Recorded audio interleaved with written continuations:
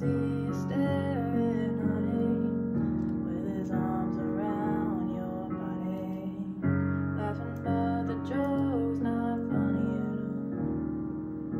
at all. Hi everyone, so today I am going to be doing a really fun video. Don't worry, be happy now. Don't worry, be happy. This is gonna be where I read Jess from Books Past Bedtime's favorite books, which I'm really excited about because I know they're gonna be really good. I'm super excited. So the books that I'm gonna be reading are Rock by Anita Sunday. Then we have Golden Boy, we have Pretty Girls, we have The Mighty Heart of Sunny St. James, and we have Top Secret. I'm reading all of these kind of differently. I have some audio and then some ebook. My predictions are that I'm going to really like all of these and have no content for you other than me gushing about Jess's favorite books, but I'm really excited to be doing this. Jess is one of my best friends here on BookTube that I'm so grateful that I have met and get to talk to in real life. But I'm very thankful for everyone I've met here, and Jess is one of those people that are just amazing, real, funny, perfection. Love her. So let's get into the video. Hi everyone, so it's Monday currently, and I did start Rock by Anita Sunday, and that is my first book. So far, I am loving it a lot. So basically it follows these two boys that are stepbrothers in this really broken family. They don't like each other at first, obviously, because our main character, he kind of hates his dad at the moment, and he's not doing well coping with thinking his dad cheated on his mom and stuff like that. So we're dealing with that, and he hates the stepbrother because he thinks, like, why are you calling my dad dad? He's not your dad, he's my dad. I definitely feel for the main character, and I just want him to be okay. I want to see him forgive his dad and maybe what happened, because obviously there's more to the story. We're all complex humans, so it's just hard to see that he hates his dad, and then he hates like the family, even though the stepbrother didn't do anything, obviously. Basically that's where I'm at, but I did get 50% of the way through, so I already know like what kind of happens in terms of that, and how the stepbrother and him actually become kind of friends. Really wholesome. It's really cute, but it's also breaking my heart into pieces at the same time. Like, so far I have felt so like heartbroken and just tense. It's really heartwarming, but also just so sad. So I love it. There's this scene though, my favorite scene so far, I just finished, was the piano scene. I play the piano, and I did for 8 years, so seeing that be incorporated is amazing. The piano aspect just makes it more personal for me and makes me connect to Jace a lot more, and that's something that I always tend to gravitate towards, is music in books, because it's something that touches me so much and has impacted my life like the most out of everything. I think music just gets into my soul. It really voices everything I feel, and I definitely just, piano is so beautiful, and you can listen to something that doesn't even have words and you can feel something, and I think that's so powerful. So this scene just made me so happy and my heart bursts, and oh my gosh, yes. But there's also like just so much that like relates to me in this. Also, there's panic representation, or at least I'm thinking it's panic in terms of like what I've dealt with in my life. The main character, he's kind of like, he needs to ground himself when he's having anxiety, and he has to like find rocks to like touch something. I can definitely relate to that, and it's really, oh, you know, I really love panic representation, and it's done pretty well in this one. And I really just, my heart can't handle this much, you know, like I am dying. I'm hoping that everything's okay. It's really sad, and I really hope that what I think is gonna happen doesn't happen, but we will see. I have work. Today's my biggest day, and I don't feel so well, so that sucks. But today I have this huge test, so I'm a little nervous, but we should do okay. So I will see you tonight when I finish Rock.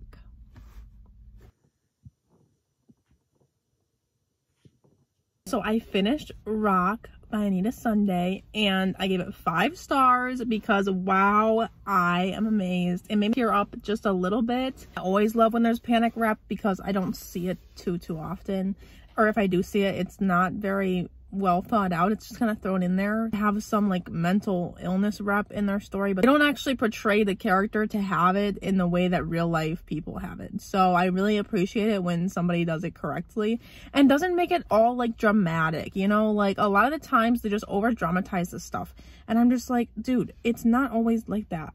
So maybe you should research.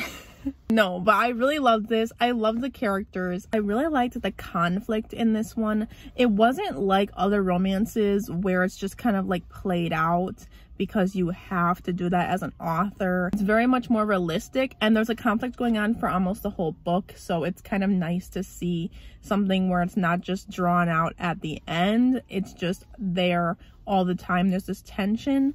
I really liked it. I really liked the scenes. The smutty scenes were so good. The way that one of the main characters plays piano and like there's a smutty scene, oh my god, I was dead. I was dead, absolutely deceased. But I did text Jess when that happened. And I was like, I can't breathe, because I wasn't expecting it. I was just like watching the piano, you know, go through, and I was really enjoying that scene. But then like, oh my god, I didn't know it was gonna go that far. Oh my god, it was so good. It was just like all of a sudden, oh, I loved it. I loved that. I really liked like the masquerade type thing too. That was really fun. And yeah, and the way the author uses rocks, like obviously that has a major role in, obviously it's the title, but I think it was so well done. I think sometimes authors like really try to make the title meaningful and then like it just comes across flat. But this one, it was such a good, well-developed aspect of the story that I wasn't expecting going into it, but I really enjoyed. And it wasn't just thrown in here and there. It was actually interwoven in the whole entire story, which made it more meaningful and believable. I just really liked my time reading it. It was really fast. It had that angst and the tension, but another main part of the book was the family dynamic of this broken family that had to cope and learn to forgive each other. That was a great start to this video. So next I'm gonna pick up Golden Boy, I think. I am 50% of the way through Golden Boy, and I have come to the conclusion that Jess is simply trying to destroy me, or she's trying to make me run out of tears for 2021. So this book is highly emotional. Wow, I think it's gonna be a 5-star. We will see, but I'm really liking it so far. It's basically about this intersex male. He identifies as male, and his family, who he has a brother who's autistic, I believe. They are alluding to it. He has kind of behavior issues, and then his mom and dad, who are kind of overachievers, and they really care about their image, which is just so irritating. I really don't like the mom right now because she just doesn't seem to care, or like she just kind of is living her life, and I just wish she would look more into like her kids. She's so mean to Daniel. I just hate it. To be honest, I think that she really needs to have a growth arc in this book, hopefully. I really don't like her. Yeah, I mean, I think she has some good qualities. I don't think she's empathizing with her sons as much as she should, but you know, we judge parents so much. I can't really judge parents. I'm not a parent, but I assume it's very difficult, especially in her situation, but I still just kind of judge her throughout the story. We also follow a lot of perspectives. So basically the major plot point of this book is actually a huge rape case, and it's very, very graphic. So please know that if you want to give this a try. I think that it was one of the most disturbing scenes I've ever read. I mean, if you thought the night swim was graphic or bad, this is on a whole nother level. This is terrible.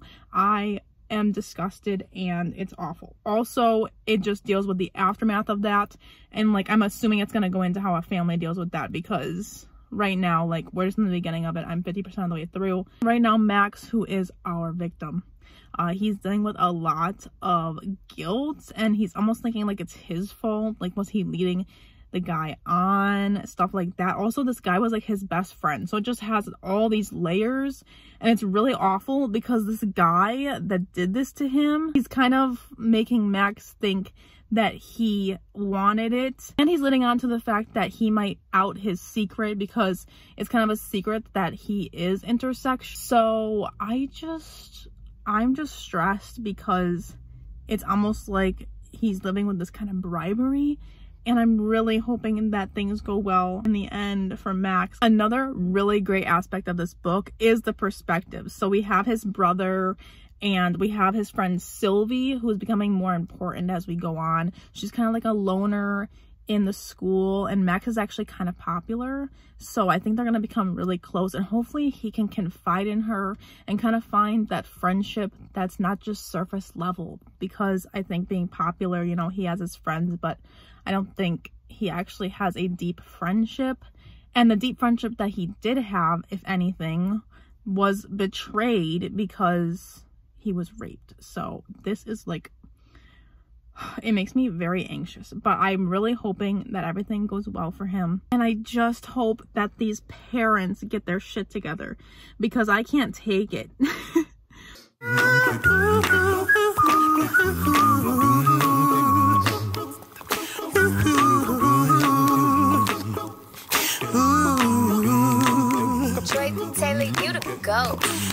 Here's a song Bobby Farron wrote. You might wanna sing it note for note. Don't worry, be happy. It's 2020 and we having trouble, but when you sit and worry, you make it done. All right, so I finished Golden Boy, and I'm rating this 4.5 stars. Now let me preface this by saying I already finished Sunny St. James. When I'm filming this, I'm filming these wrap-ups kind of in the same kind of day. So this was originally a 5-star for me. I was distraught. I was destroyed by this. This is one of the most emotional books that I've read this year. I mean, obviously it's only January, but it's so good, and I think it has a really big emotional impact, and it's something a bit different. I really haven't read anything like this before. I think it touches on topics that aren't talked about a lot and that need to be talked about, and I think it was very powerful. I think that Sunny St. James, spoiler alert, was even better than this one, and I just have to give that one 5 stars and this one like 4.5 or 4, because I have this special place for that one, but we'll get into that like later. But Golden Boy, things I loved, almost the whole thing. Ooh, I don't know how to get into this, but it destroyed me, as you can see in the clips. This book had me crying on the toilet, and honestly, it was heartbreaking, gut-wrenching, and honestly, it made me tense the entire time. I did really like the family aspect.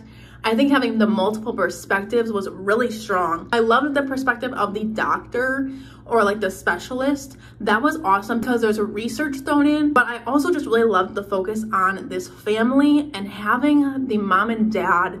It was very realistic, and I think that was kind of disturbing in a way, because the mom is the worst. I hated the mom. So like I said in the beginning, I said the mom needs to go through a growing arc, right? She is actually worse than I thought. She's worse than I thought in the beginning. I hate her so much. But when I'm thinking about it in real life, I'm like, this could happen. This could easily happen, because that's selfish. What she does is very selfish. But I can see moms doing that, and it makes me so mad. It makes me so mad. But I know moms like that mom, I know they would do it. They would do that and they would think it's fine. I'm mad. And then we have the dad. The dad is kind of an advocate, but he's also kind of in the government. So there's that aspect of, like, he's kind of busy, but he also really cares about his son. But the mom's making like all the big decisions without him. And it's just, oh my God, it's gut-wrenching. But the dad really came in towards the end and was kind of the saving grace for me. I really enjoyed him. He was still flawed. He still had things he needs to work on as a parent, as all parents do. But he still was a very big advocate for his son, and he kind of stood up to the mom. So that was good. But then we also have the brothers, and the brothers are both different. So we have Daniel, who I believe is autistic. They never like come on and say it, but I believe he is. And then we have Max, and they're both different, and they both are bonding a lot. There's like this thing where they play games at night, but Daniel's asking a lot of questions about Max's life and kind of like what's going on, and no one's telling him. And as a younger sibling myself, I definitely could relate to that, like how out of the loop you feel when you're young and you have like a really older sibling that like the parents are just like squabbling about, but you don't really know what's happening. That was a really strong point in the book, and I really liked how they kind of bonded and kind of talked it out and stuff like that. I just really liked this. I really liked how it touched upon themes that actually are in real life. This broken family with this big crisis on their hands, where they're busy, but they also have 2 sons and everything's crazy. I think the way that the characters made decisions was very realistic. You can see how they're kind of thinking in their head, in their perspectives. You can kind of see how they're thinking and how they're justifying their actions, whether you agree with them or not. And I like that aspect because I did understand why the characters were doing what they're doing, even if I didn't agree with it. Another strong point was obviously the writing. So obviously I was very emotional. Like, this really gripped me from the beginning. I think I went into it not knowing what it was about at all, and it really was like very shocking to me what happens in the beginning. But what happens in the beginning makes me just so attached to this character. I want him to be okay, I want him to get better, and I want him to have advocates. And I think that that was something where like I was emotionally so invested in Max that when certain things start to happen to him, I was literally feeling like I was his sister, kind of like I wanted to protect him. And I was just really I'm gonna start crying. It's just like all of his choices from the very beginning to the middle, all of his choices were taken from him. I just can't imagine the pain, you know? And just like this thing where like Max kept on having this happen. He had something taken away from him where he couldn't have control. And we have the other thing that happens in the middle where his choices were also taken from him. And that topic gets me really upset. I cannot believe that the mom did that. I can't think about this book for longer than 10 minutes because that topic, and I cannot imagine waking up. He thought that he had an advocate there for him while he was in that room.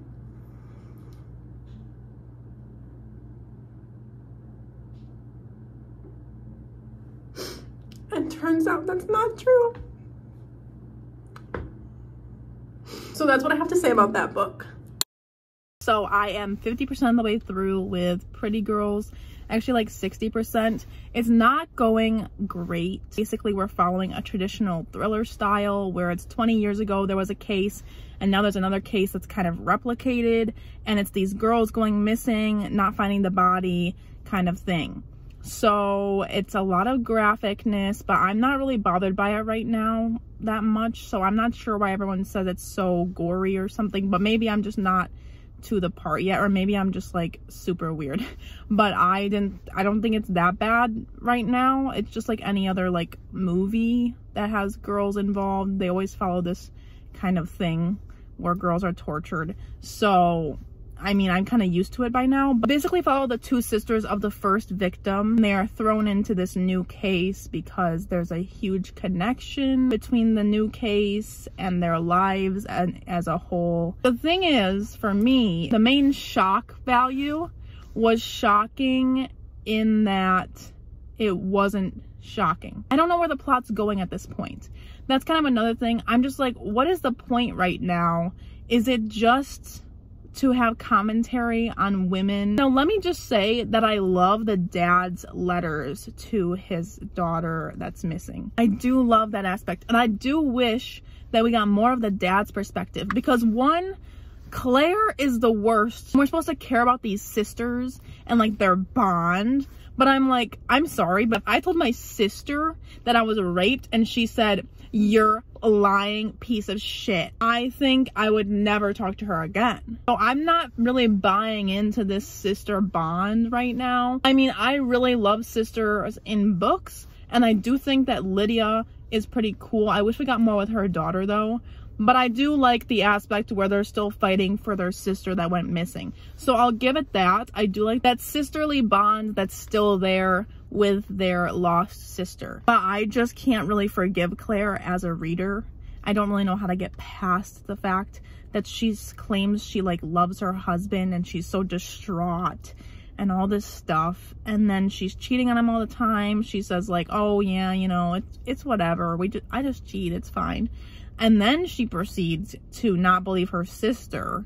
Good Lord. I don't even know what to say. But I don't know. I'm just not loving it. I think it's too long. I think that it's kind of drawn out a little bit. I do like the commentary on some of these things. Some of these topics, like girls going out at night, getting blamed for being murdered. You know, that is a problem in society. So I get why this is very meaningful to people and why it's a good thriller. It's just that characters, for me, matter a lot. And Claire, I just can't get past her. There's always going on about how, like, Paul gave her security and she can't do anything without Paul. But then, like, the book's talking about strong women. So I don't know what's happening. But I do think maybe it'll come full circle. Like, maybe she'll prove to herself that she's strong without him. But I'm not rooting for her because she's a shitty person. That's what I'm saying. I don't know if I'm making sense. I'm just blabbing. Why am I crying in a thriller right now? I'm confused. I don't know, guys. There was just this one passage where Dad is talking about, you know, losing his daughter. Okay.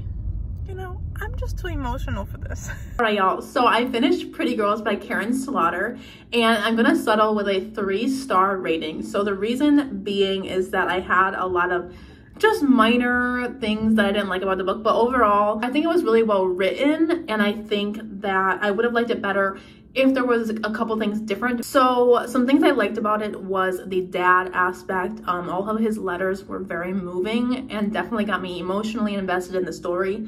The only thing I wish is that I got more of them and that maybe the dad was writing the story kind of looking for his daughter. I know, like, it kind of had that aspect, but I just wish that it was less focused on those sisters because I couldn't buy into their relationship. And then I also really liked the writing style. I think that the gore that she did put in was for a good reason, and I think that it did add to the story, and I kind of had that realistic feel. And that goes into the next thing that I really liked about it was that it was kind of realistic. Like, girls really do go through this. This is very real. So I think if you found it disturbing, I think you should find real life disturbing. You know what I mean? Like, there are men out there who do these things, and I think it was pretty realistic. In terms of things I didn't like about it, I really didn't like the sister aspect at all because Claire was just such a shitty person. I just couldn't buy into the relationship because I would never forgive my sister for the things that Lydia kind of like looked past. And, well, she didn't look past it. She was still mad. I don't know. I couldn't buy into their bond. What I really didn't like about Claire was that there was this passage in the beginning where she's telling you how much she loves her husband, and it really makes you emotional. You're like, oh my gosh, you know, I love my people too. You know, you can relate to that. And I just thought that it was so awful when you find out that she like cheated on him all the time. You obviously didn't love him then. Like, why are you pretending? It's like, I can't do it with cheaters that say that they love their husband so much. It's like, no, you don't. No, you do not. I don't buy it. I don't buy that you would cheat on someone if you love them. Prove me wrong. That shit is whack. I do not understand, but that's just my opinion. And I just don't think you can love someone and cheat on them. I'm sorry. I don't care if you're drunk. I don't care if you're fucking, I don't know, doing drugs or some shit. No, you don't cheat, okay? If you love someone. I think that if the sister bond would have been really real, and if I could look past Claire being shitty, I think this would have been a 5-star read. I really do. I just think that I get in my head about these things and I can't stand the character anymore. And I can't even like the book anymore when I hate someone that much. I know some books, like, they depend on these characters having flaws because obviously you want flawed characters to relate to. You know, we're all flawed as humans, I get it. But when it's that strong of flaws, when she doesn't believe her sister was raped, I mean, that's insane. That's actually horrible.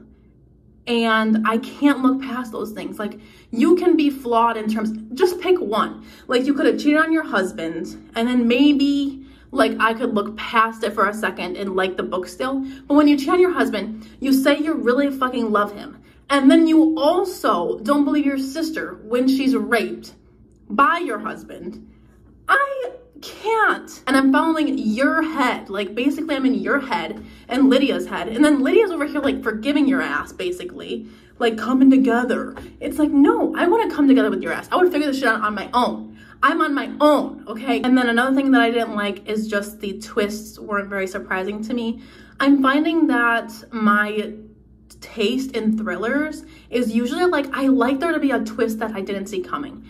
And a lot of times I do see things coming because I do read a lot. So a lot of them follow the same kind of formula, or this one just really wasn't surprising at all. And I think maybe that was the point. Maybe it wanted to be realistic in terms of real life, because I do think in real life, this is what would have happened. You know what I'm saying? Like, there's a generational thing going on. There's, you know, spoilers, like the husband is the one who did it. Yes, that in real life would be the case, probably.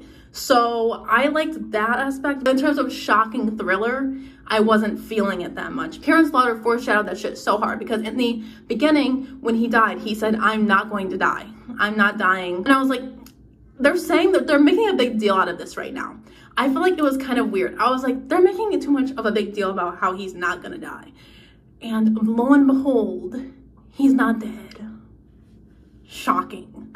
I don't know. I think it could have had more potential in terms of my taste, but in terms of other people's taste, I can definitely see why people like this. I can definitely see how it gets under your skin, and it really pulls you in with the feelings because of the dad's passages, and I'm sure some people even like the sisters. So I am 50% of the way through with Sunny St. James, and this book is a middle grade, which I don't think I've ever read a middle grade before, like recently at all. So I'm very surprised to say that this one might be my favorite so far. In terms of the storytelling and just the overall tone of the book, I'm really loving it. So this one follows a girl. She's about 12 and she has a heart condition. So in the beginning of the book, she has to go get heart surgery to get a new heart. And then it just follows her. She has this plan to become a better person. Just this person that she's always wanted to be, like the cool person she wants to be instead of the lame person she thinks she was. And I think we can all relate to this. And honestly, I am so surprised by how much I can actually relate to a middle grade book, because obviously I was a girl in middle school at one point, and it's just very relatable. She has kind of a best friend that's estranged because her best friend kind of talked shit about her. And I think we can all relate to like a best friend that you just grew apart from, or like somebody that thinks they were too cool for you. I think that every girl had that friendship where it's like, for some reason, that the girl wanted to be in a different group of people. And it's just really beautiful. Like, the storytelling has this kind of fantasy type feel.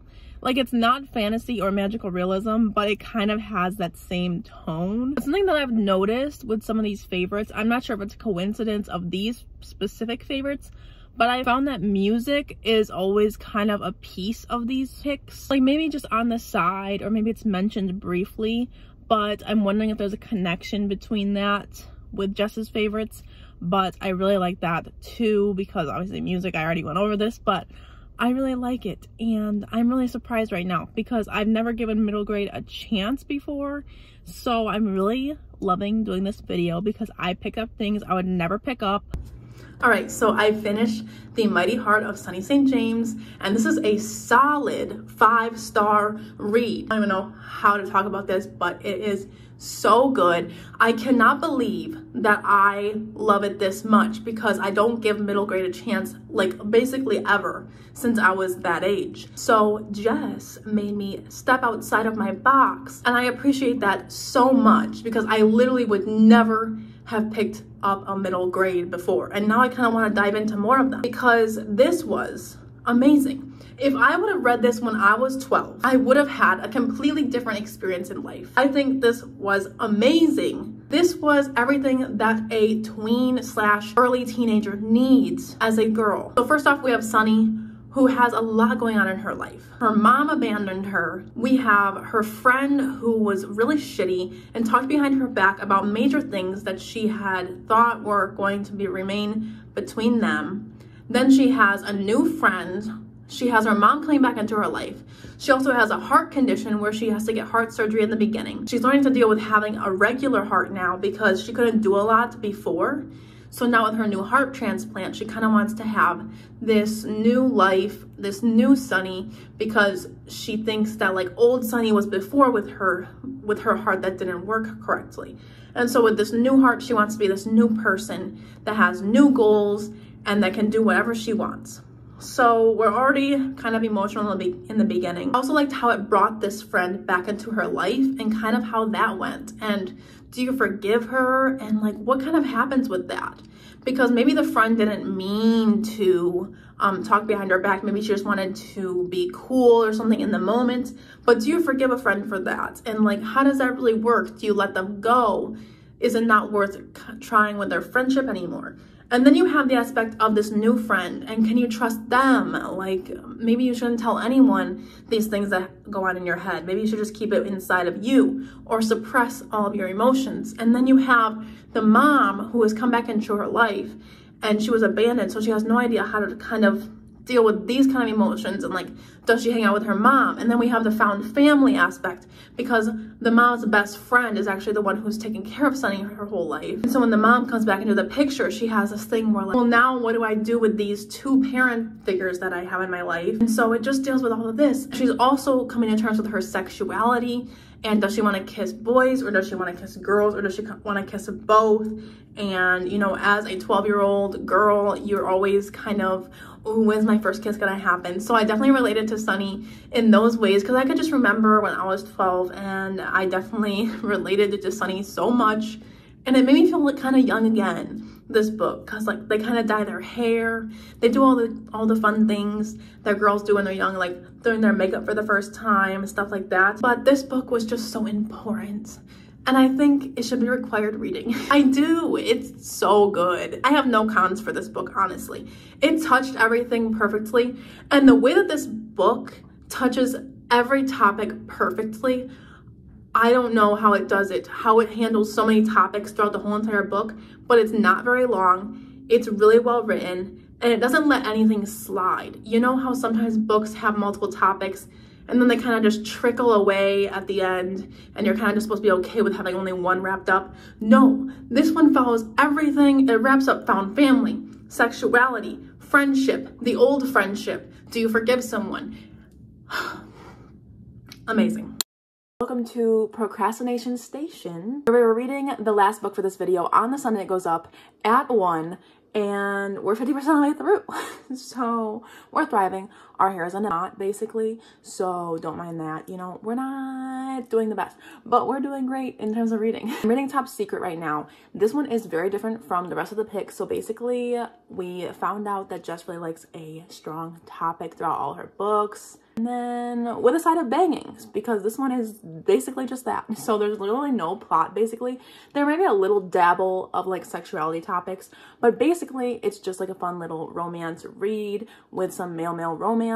And this follows two guys that are in a fraternity, and one of the guys has a girlfriend and she wants to have a threesome because she wants to spice things up, but really she never even wanted that. So she kind of played him a fool, like he was gonna just give her what she wanted, and she ended up being like, no, I actually didn't want that. And so that's that. And then the two guys actually end up being in the same fraternity that he wanted to do the threesome with, that he tried to like get this thing going, but then obviously everything goes down, and suddenly he's like, am I wanting to be with this guy still? Like, even though I thought it was going to be for this, and it was handled pretty well. I would say there wasn't cheating because she had asked him to look for someone. It didn't bother me at all because of what happens later with her and her weird, what even was that? Like, why would you do that? That's just such a weird flex. Like, oh, let me tell my boyfriend that I want a threesome, but I actually don't. I just want him to like do something else. It's like, okay, why would you say that? Like, obviously he's going to take it. So this one is just a really fast read. I don't have much to say about it because there isn't much happening other than just like teasing, and then it's gonna get into good juicy smut, I'm imagining. But I will say that I don't think I will like this as much as some other smuts, because this does take place in college in a fraternity setting, and it's just not something that really interests me in terms of plot, because I really didn't like that aspect of college when I was in it. didn't like that. I was in a sorority for like a month and fuck that. So I really didn't like that aspect, and so I don't really like to read about it because I don't know, it doesn't appeal to me. College romances in general I don't think really appeal to me, but I've yet to find one that I actually like a lot. So I tend to like when they're based in college but they're not actually in college, you know what I mean? Like they're college age but it's not set at school is what I'm saying. So we will finish and see if we like it. I'm sure I'll like it. It's just like, I don't think it's gonna be a 5-star. All right, y'all, so I just finished Top Secret and I'm gonna give it a 3-star, I think. I think that I was a little bit wrong when I said there's no plot. There is like a little minor plot, but I just didn't care that much about it. And I don't think it added to the story at all. I don't know if it's because these other books were just so well done in terms of the plot and how deep and heavy it was, but this one tried to be heavy and it didn't necessarily impact me the same way, so I wasn't caring about the story. Basically, one of the guys has some family issues and we're supposed to care a lot, and I just like, I kind of didn't, and I don't know if that's because I'm reading this all in one day or I'm not like sitting with the characters long enough, but I didn't find myself caring that much. I just wanted, you know, I was just there for the steam, and the steam delivered. So that's why I'm rating it a 3-star. I think it was really fun. I think it's something where you could read this book in many different ways by many different authors, if that makes sense. Like, it's something that's written multiple times by multiple authors. I don't think it's something too special. Also, I personally thought it was a little too bro-y for my taste. I don't know, like, it was set in a fraternity, so obviously you already have that, but like there was a bro feel and I was like, I gotta get out of here. I do not belong. I do also think that the Annika and his relationship was kind of tied together nicely. The steam was hot, so that was good, but it wasn't something where I'm like, oh my god, I have to own this, I need this in my life type of thing. All right, guys, so that wraps up this video. So I hope you guys enjoyed this. I hope you'll go check out hers as well, where she reads my favorites. And overall, I really liked JESS's books. I think that she has a common theme throughout these. She likes emotion. She likes to feel connected to the characters. She also has this thing where she kind of likes music to be thrown in, which I realized with a lot of them, there is like this music element, if it's small or large part of the story.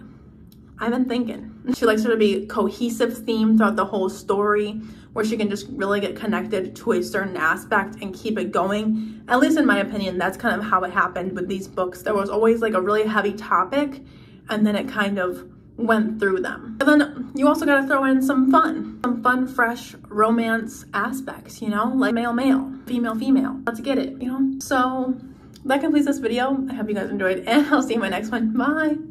I think I've seen this film.